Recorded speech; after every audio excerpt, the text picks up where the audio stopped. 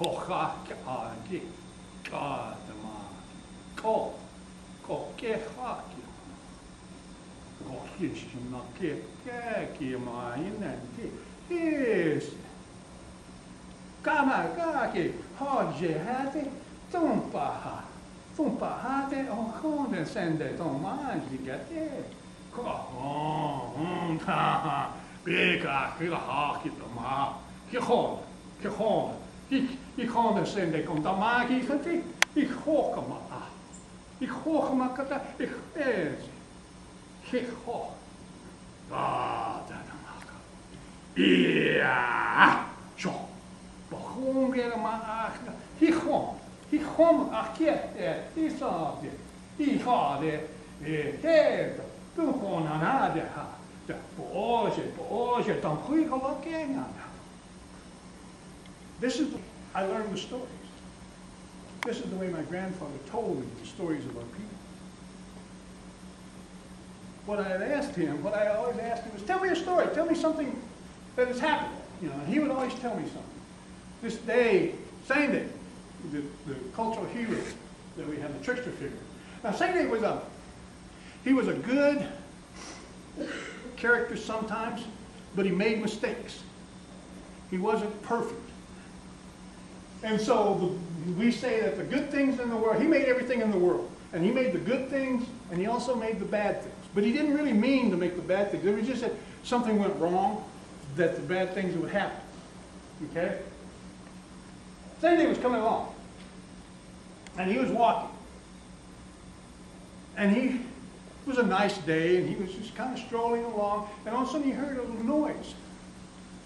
And he looked around, and it was a real high-pitched noise, and and you could just barely hear it. But he looked around, and finally he saw a little ant.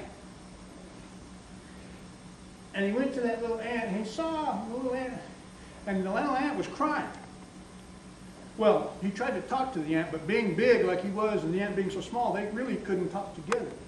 So, he reached into his pouch and took out his magic powder, sprinkled it on himself, and he shrunk himself down to the size of the ant. He went to her and he said, "My sister, what is wrong? Why are you crying?"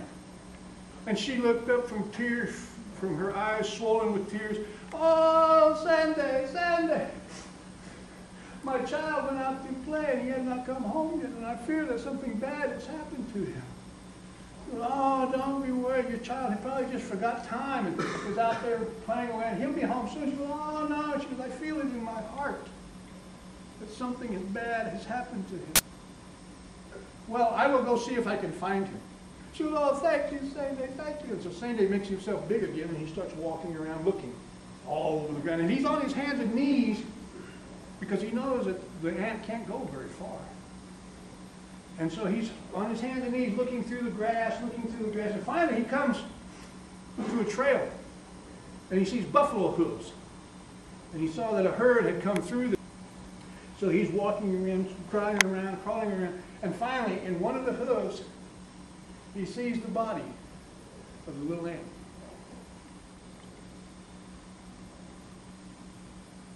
He shrinks himself down, climbs down inside the hoof, and picks up the body of the little ant.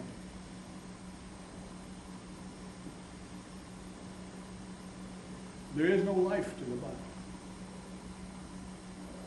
He reaches into his pouch, he makes himself big, and the little ant is just barely in the center of his hand.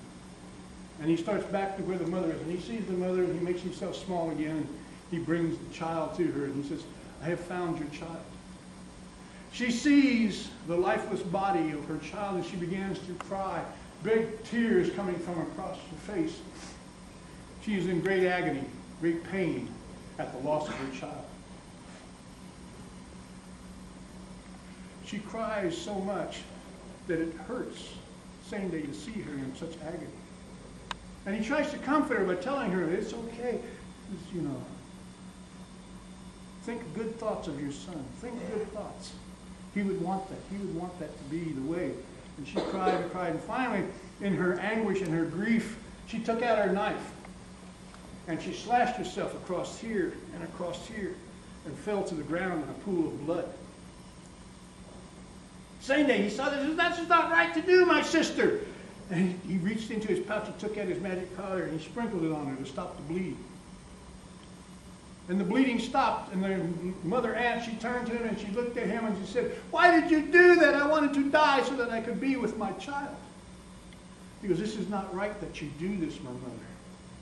It is not a good thing that you be this way." And she continued to cry and say, "No, no, no, I do not want to live." He said, "Think good thoughts, my mother." And he went over to the child, and he reached in and got his powder and sprinkled it on the child. And the child began to shake, and the child began to quiver. And soon it opened its eyes, and it sat up. The mother, she sat up herself now, but she was having difficulty because now she was cut in two places. But she was holding her own, and she was balancing herself well.